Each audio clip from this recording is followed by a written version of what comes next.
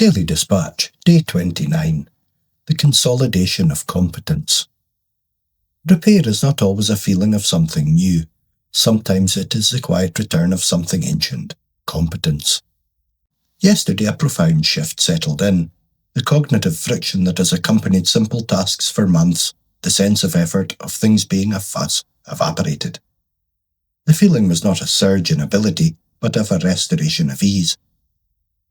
The executive mind, once labouring under a hidden tax, now operated with a sovereign low-energy fluency. This is the consolidation of competence.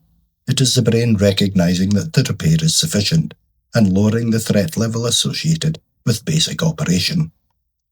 Documentation work proceeded.